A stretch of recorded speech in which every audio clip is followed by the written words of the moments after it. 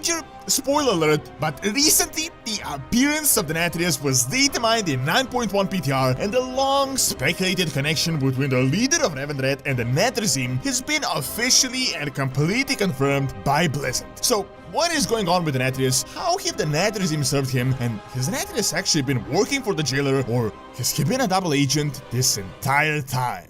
Brought to you by Gamivo.com. Make sure to click the link in the description and get Shadowlands as well as game time at discounted prices.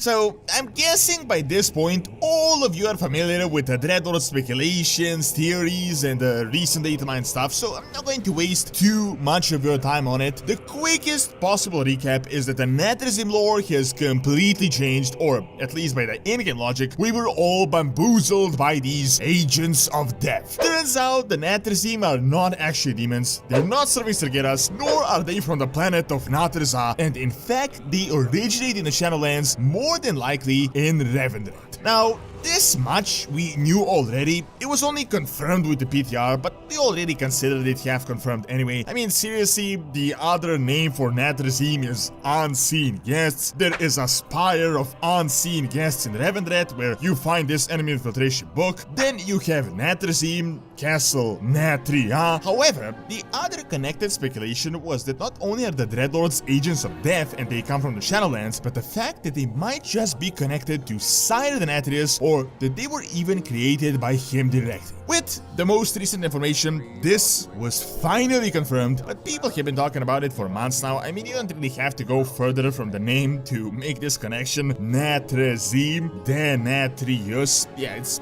pretty similar. However, now with the newest data mined leaks, and keep in mind I'm only making this a few videos after the PTR started, so there might still be some new hints coming up that will expand on this story. With some texts, it was now officially confirmed that the dreadlords are in fact connected to the leader of Revendreth, and this is confirmed by none other than the fabled Mal'Ganis himself. Not directly through Mal'Ganis, but through his story and the entire chain of events that occurs in 9.1. So, as all of you know, in the Chains of Domination, we're going to Kortia, which we still don't know what it is exactly, but it was said to be a land of mystery, highly related to the first ones, and obviously a point of interest for the jailer, a significant point of interest. There, we will encounter the dreadlords finally after all these months of speculation. This is evident by the various models they have received, and I've recently made a video on this, on more details in regards to these models that you can check out. Well, aside from seeing random dreadlords and their updated models, we also encounter one of the key instruments in corrupting artists, the nathrezim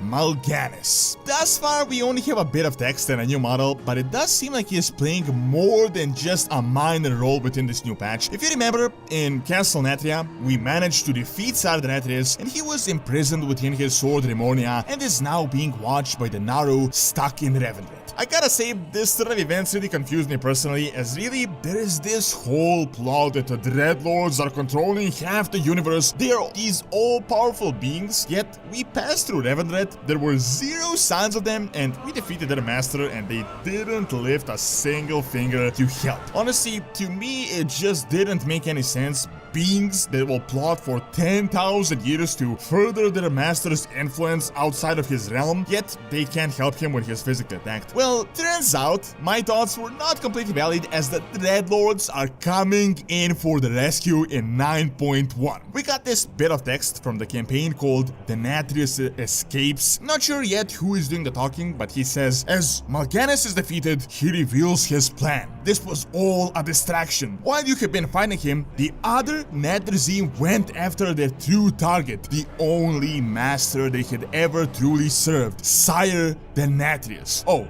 and Mal'Ganis gets away. Maybe. So, as you can tell, while Mal'Ganis was wasting our time in Kortia and getting our attention, the other dreadlords went after Remornia in Revendreth right under our nose and apparently freed Denathrius. Other than that, we really don't know what happens next. Obviously, Denathrius will be returning, but we don't know in what exact way and what he will do exactly. Here's the thing, and Blizzard told us this directly a few months ago. Denathrius was supposed to be a minor villain, but they ended up liking his character and the voice actor so so much that they decided to bring him back and make him a lot more important than he was originally intended to be. Now, by making the obvious connection, Denathrius was serving the jailer and he has been using his agents to further his cause. However, what if Denathrius was never actually serving the jailer and he has been tricking and using him this entire time? I think this is 100% possible. Seriously, Denathrius more than likely created the nathrezim, and do you know what these guys are good at? Completely dedicating themselves to missions. Seriously, dreadlords are the type of people to infiltrate the Burning Legion for 20,000 years and to completely commit themselves to the role, even becoming demons themselves and just being everywhere and doing everything they can. They're not just there to get information. These guys are going to turn into the light dreadlords, as evident by Lotraxion, just so that they have a player in the game, and they're going to keep at this mission for thousands of years. So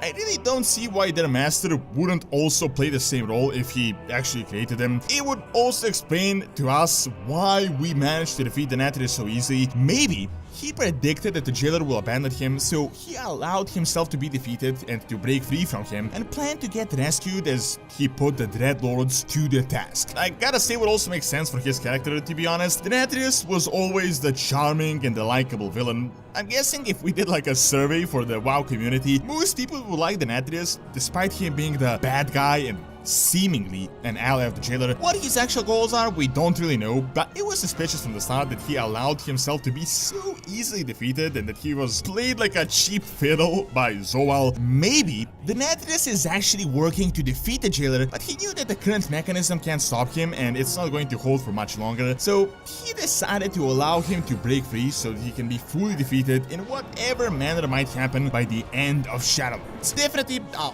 wild speculation, but I gotta say it makes some sense. Or, on the other hand, he may just be working on his entirely different goals that we will learn soon enough. What is interesting though is that it is now 100% confirmed that the nathrezim are his agents, they serve him, and honestly, I can't wait for this story to progress. It is definitely my favorite arc of the entire expansion.